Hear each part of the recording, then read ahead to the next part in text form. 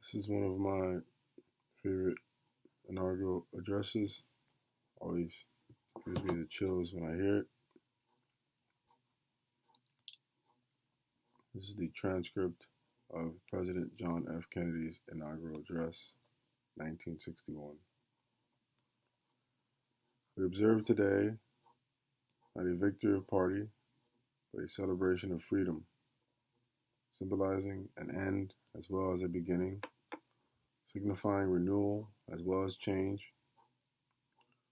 For I have sworn before you and Almighty God the same solemn oath our forebears prescribed nearly a century and 3/4 ago. The world is very different now, for man holds in his mortal hands the power to abolish all forms of human poverty and all forms of human life. And yet the same revolutionary beliefs for which our forebears fought are still at issue around the globe. The belief that the rights of man come not from the generosity of the state, but from the hand of God. We dare not forget today that we are the heirs of that first revolution. Let the word go forth from this time and place to friend and foe alike that the torch has been passed to a new generation of Americans, born in this century, tempered by war, disciplined by a hard and bitter peace, proud of our ancient heritage, and unwilling to witness or permit the slow undoing of those human rights to which this nation has always been committed, and to which we are committed today at home and around the world.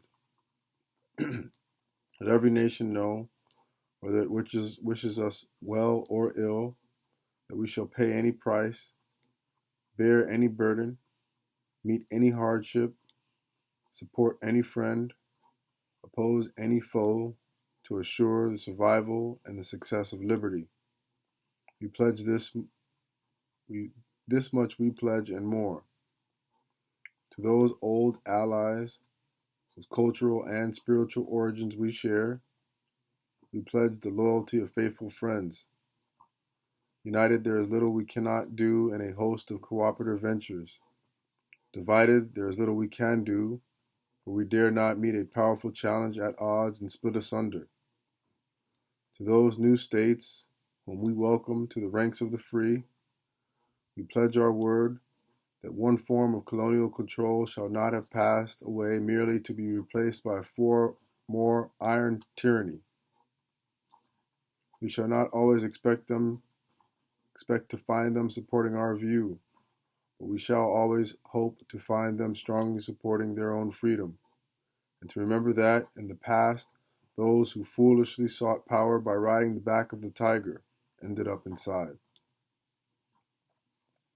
To those people in the huts and villages of half the globe struggling to break the bonds of mass misery, we pledge our best efforts to help them help themselves. For whatever period is required, not because the communists may be doing it, not because we seek their votes, but because it is right. If a free society cannot help the many who are poor, it cannot save the few who are rich. To our sister republics south of the border, we offer a special pledge to convert our good words into good deeds in a new alliance for progress, to assist free men and free governments in casting off the chains of poverty. For this peaceful revolution of hope cannot become the prey of hostile powers. Let all our neighbors know that we shall join with them to oppose aggression or subversion anywhere in the Americas. And let every other power know that this hemisphere intends to remain the master of its own house. To that World Assembly of Sovereign States, the United Nations, our last best hope in the age where the instruments of war have far outpaced the instruments of peace, we renew our pledge of support to prevent it from becoming merely a forum for invective, to strengthen its shield of the new and the weak, and to enlarge the area in which its writ may run.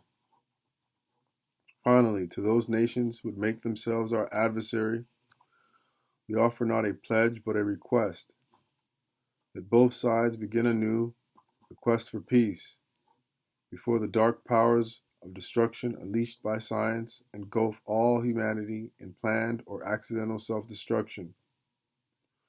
We dare not tempt them with weakness, for only when our arms are sufficient beyond doubt can we be certain without beyond doubt that they will never be employed. But neither can two and great powerful groups of nations take comfort in our present course. Both sides overburdened by the cost of modern weapons, both rightly alarmed by the steady spread of the deadly atom, yet both racing to alter that uncertain balance of terror that stays at the hand of mankind's final war.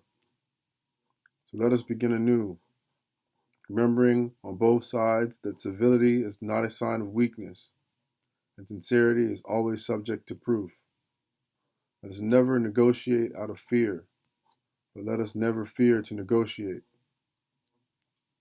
Let both sides explore what problems unite us, instead of belaboring those problems which divide us.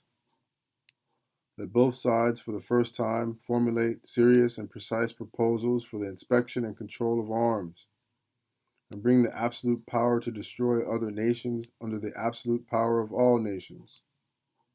Let both sides seek to invoke the wonders of science instead of its terrors. Together, let us explore the stars, conquer the deserts, eradicate disease, tap the ocean depths, and encourage the arts and commerce.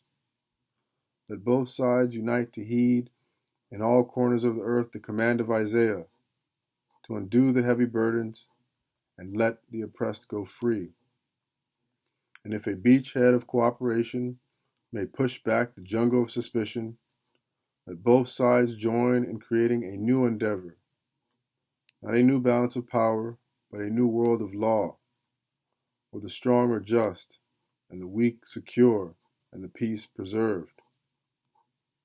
All this will not be finished in the first 100 days, nor will it be finished in the first 1,000 days, nor in the life of this administration, nor even perhaps in our lifetime on this planet. But let us begin. In your hands, my fellow citizens, more than mine, will rest the final success or failure of our course. Since this country was founded, each generation of Americans has been summoned to give testimony to its national loyalty. The graves of young Americans who answered the call to service surround the globe. Now the trumpet summons us again, not as a call to bear arms, though arms we need, not as a call to battle, though embattled we are, but a call to bear the burden of a long twilight struggle, year in and year out, rejoicing in hope, patient in tribulation, a struggle against the common enemies of man, tyranny, poverty, disease, and war itself. Can we forge against these enemies a grand and global alliance, north and south, east and west, that can assure a more fruitful life for all mankind? Will you join in that historic effort? In the long history of the world, only a few generations has ever been granted the role of defending freedom in its hour of maximum danger. I do not shrink from this responsibility. I welcome it. I do not believe that any of us would exchange places with any other people or any other generation. The energy, the faith, the devotion which we bring to this endeavor will light our country and all those who serve it, and the glow from that fire can truly light the world. And so, my fellow Americans, ask not what your country can do for you, ask what you can do for your country. My fellow citizens of the world, ask not what America will do for you, but what together we can do for the freedom of man. Finally, whether you are citizens of America or citizens of the world, ask of us here the same high standards of strength and sacrifice which we ask of you. with a good conscience, our only sure reward, with a history, the final judge of our deeds, let us go forth to lead the land we love, asking His blessing and His help, but knowing that here on earth, God's work must truly be our own. Transcript courtesy of John F. Kennedy Presidential Library and Museum. Thank you for your time.